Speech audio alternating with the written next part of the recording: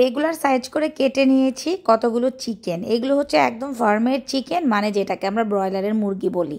একেবারে গলা বুকের হাড় সহ দেখেন আমি চিকেনগুলো কেটে নিয়েছি।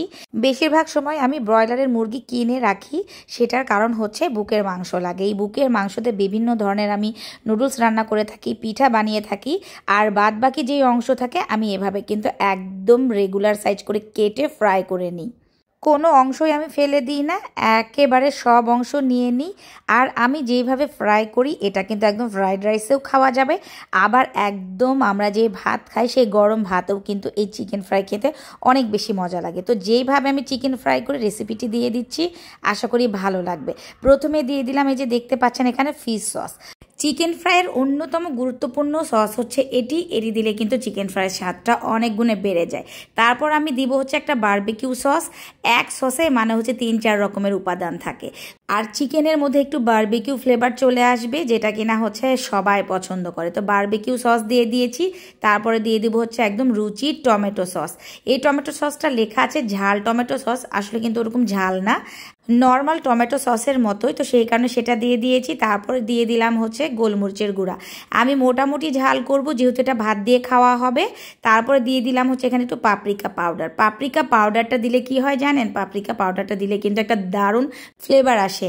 তারপরে দিয়ে দিলাম হচ্ছে একটু লাল মরিচের গুঁড়া, মানে আমি একটা ব্যালেন্স করে ঝাল দিব যেন এটা বাচ্চারাও খেতে পারে আবার বড়রাও খেতে পারে। দিয়ে দিলাম হচ্ছে একটু ভাজা গরম মশলার গুঁড়া। আর আমি সবকিছু পরিমাণ মতো দিয়ে দিয়েছি, মানে যেই পরিমাণের চিকেন সেই অনুযায়ী কিন্তু সব মশলাগুলো দিয়েছি। খুব একটা বেশি দিইনি, আবার খুব কিন্তু কমও দিইনি। সবার শেষে দিয়ে দিয়েছি লবণ, যেহেতু সব সসে লবণ থাকে তো লবণের পরিমাণটা ওভাবেই দিতে হবে। একটু ম্যারিনেশন করার পরে একটু চেখে দেখতে পারেন, যদি লাগে পরে দিতে পারেন।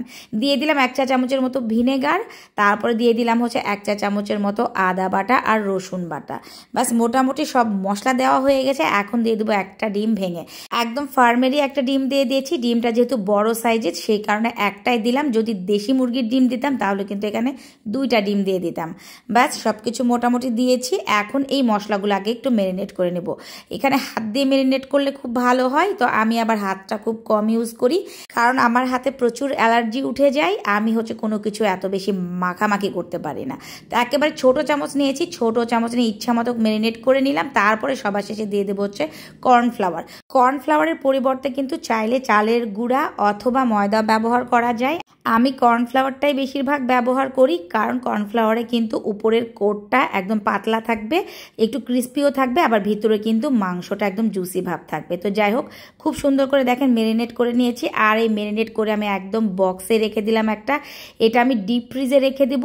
আবার চাইলে কিন্তু নর্মালেও 2 থেকে 3 দিন অনায়াসে রেখে যখন ইচ্ছে তখন কিন্তু ভেজে খাওয়া যাবে। তো আমি ফিরে আসছি একদম 4 দিন পরে। ম্যারিনেট করে রাখা চিকেনগুলো আমি একদম ডিপ ফ্রিজে রেখে দিয়েছিলাম। এখন একেবারে ভেজে নেওয়ার পালা। কড়াই নিয়ে নিয়েছি, ডুবো তেলে ভাজতে হবে। আর এই যে চিকেনের অবস্থা, আমি ভাজবো বলে কিন্তু অলরেডি 3 থেকে 4 ঘন্টা আগে বের করে নিয়েছি। তো মোটামুটি চিকেনগুলো একেবারে নর্মাল হয়ে গেছে। আর এদিকে কড়াই ভালো করে গরম করে নিয়ে পরিমাণ মতো তেল দিয়ে দিয়েছি। এখন এই তেলেই ভাজা হবে চিকেনগুলো, খুব সুন্দরভাবে একেবারে দফায় দফায় ভাজতে হবে। তো আমি এখন সবগুলো ভাজবো না, মোটামুটি অর্ধেকটা ভাজবো, বাকি অর্ধেকটা আমি আবার পরবর্তীতে ভাজবো। তো চিকেনগুলো একদম মিডিয়াম আর হাই ফ্লেমের একটা মাঝামাঝি পর্যায়ে জাল দিয়ে উল্টে পাল্টিয়ে মোটামুটি 7 থেকে 8 মিনিটের মধ্যেই কিন্তু ভাজা হয়ে যাবে। যেহেতু এগুলো একেবারে বড় বড় সাইজ করিনি, আমি রেগুলার সাইজ করে নিয়েছি, তো সেই কারণে এটা খুব একটা বেশি সময় লাগবে না। এইভাবে উল্টে পাল্টে আমি খুব সুন্দরভাবে ভেজে নিব। আর আজকের এই চিকেনগুলো কিন্তু খাওয়া হবে ভাত দিয়ে। আমি আমার ছেলে মেয়ের জন্য চিকেনগুলো ভেজে নিচ্ছি, কারণ আজকে সবজি রান্না হয়েছে, মাছ রান্না হয়েছে। তারা হয়তো বা মাছটা খাবে না, সবজি থাকবে, সাথে হচ্ছে এরকম চিকেন ফ্রাই হলে কিন্তু আর কোনো কিছুই লাগবে না। তো সেই অনুযায়ী আমি একদম ভেজে নিলাম। আর দেখেন কতটা পারফেক্ট হয়েছে। এইভাবে যদি ভাজা যায় চিকেন, ভাত কি, ফ্রাইড রাইস কি, আর পোলাও কি, যে কোনো কিছুর সাথেই খাওয়া যাবে। চাইলে কিন্তু শুধুমাত্র এমনিই খাওয়া যাবে, সেটা যদি সস থাকে, অথবা সস ছাড়াও খাওয়া যাবে। তো আমার ছেলে মেয়েরা তো অনেক বেশি পছন্দ পছন্দ করে এইভাবে চিকেন ফ্রাই করে দিলে।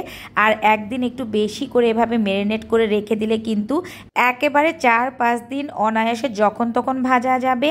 চাইলে ডিপ ফ্রিজে রেখে সংরক্ষণ করতে পারেন, চাইলে নর্মাল ফ্রিজে। তো আমি 2 বারে মোটামুটি ভেজে নিয়েছি, অর্ধেক খানিক আমার ভাজা হয়ে গেছে। তো মোটামুটি চিকেন থেকে তেলগুলো কিন্তু একদম ঝেড়ে ঝেড়ে তুলে নিচ্ছি, আর তেল কিন্তু খুব একটা বেশি লাগেনি। জালটা ঠিক মতো দিয়ে রাখলে কিন্তু কোনোভাবেই চিকেনে বেশি তেল ঢুকবে না, একেবারে এক জালেই এভাবে ভেজে নিতে হবে। তো কেমন হয়েছে দেখেন চিকেন ফ্রাইয়ের কালারটা, অবশ্যই দেখে বুঝতেই পারছেন এটা কতটা ইয়ামি হয়েছে। এটা কিন্তু খেতে আসলে অনেক অনেক বেশি মজা লাগে। চিকেন ফ্রাই যদি এভাবে করতে পারেন, একেবারেই ঝটপট সহজ একটা রেসিপি দিয়ে দিলাম। যখন তখন যে কোনো আপ্যায়নেই কিন্তু রাখতে পারেন এই চিকেন ফ্রাইটি।